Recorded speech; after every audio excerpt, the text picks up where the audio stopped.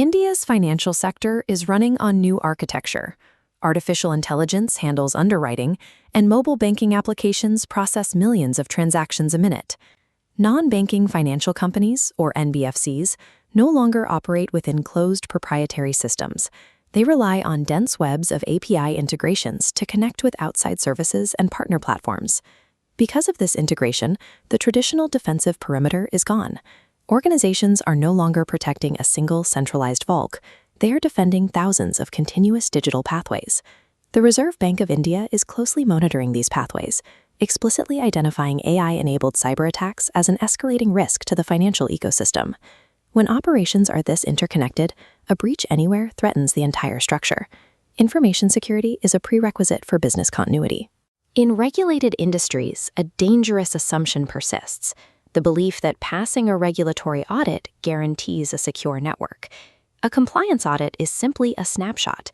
It confirms that a company met minimum operational standards on a specific date. This maps that reality.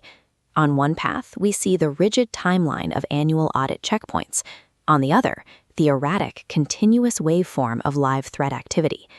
Notice the empty space between the checkpoints. As the threat waveform spikes, the static compliance framework registers nothing. Defending a modern network requires dynamic, continuous validation of security controls, actively probing defenses exactly how an attacker would. Relying on a static checklist guarantees blind spots, which explains exactly why fully audited financial institutions continue to experience catastrophic data breaches. NBFCs aggregate highly sensitive personal data. They hold KYC files, identity documents, and detailed credit histories, assets with massive secondary market value. Look at this ecosystem map.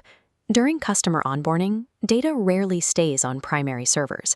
It routes outward to third-party SaaS platforms and external payment gateways. These outer edges are where security breaks down. Security assessments consistently uncover unsecured API endpoints and misconfigured cloud environments. Modern intrusions rarely rely on a single, massive software flaw. Instead, attackers map the perimeter and stack multiple low-level weaknesses to build an exploit.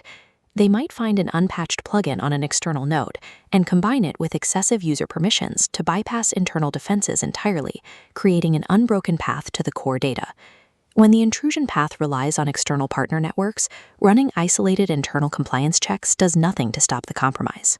The Reserve Bank of India's 2026 Cybersecurity Guidelines address this exact vulnerability by forcing a fundamental, structural elevation of responsibility across the entire organization.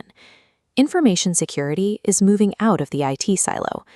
The mandate requires governance to originate directly from the board of directors. Crucial responsibilities flow directly from the top, including establishing comprehensive information security policies and defining the organization's exact risk appetite. But drafting policy is passive. The guidelines mandate independent security testing to actively validate those controls. This requires regular vulnerability assessment and penetration testing, or VAPT. Security teams simulate real-world attacks to prove the defensive architecture holds up under pressure. Because operations rely heavily on external software, organizations must also implement formal third-party risk management. This means conducting rigorous vendor due diligence and demanding continuous contractual security reviews for every cloud provider and API partner. By embedding these requirements into corporate governance, cybersecurity decisions are aligned directly with the company's business objectives and long-term viability. Operational readiness requires a continuous cycle.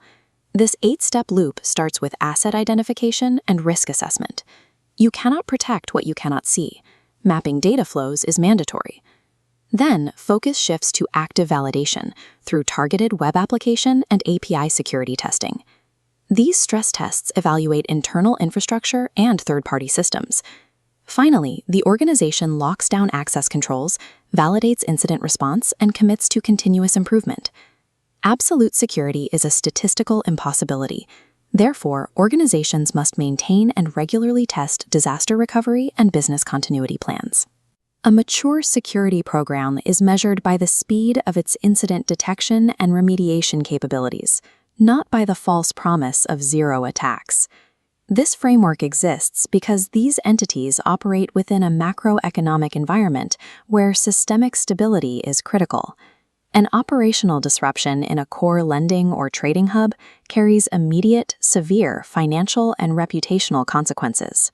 Keeping a written incident response plan in a desk drawer satisfies an auditor, but it offers zero utility during an active breach.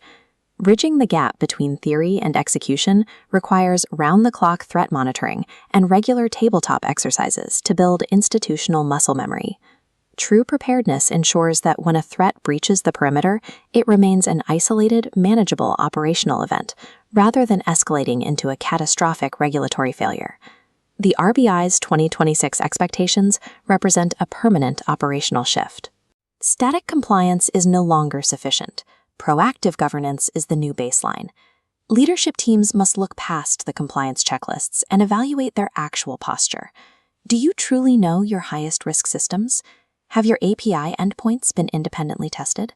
Are your cloud environments subjected to continuous review? If a threat actor compromised a third-party vendor today, how quickly would your organization detect the lateral movement? A compliance-only mindset is brittle and breaks under pressure. A continuously validated security posture adapts to invisible external pressures. When organizations implement continuous risk management, cybersecurity stops being a regulatory tax and becomes a strategic asset, securing long-term customer trust and sustainable digital growth.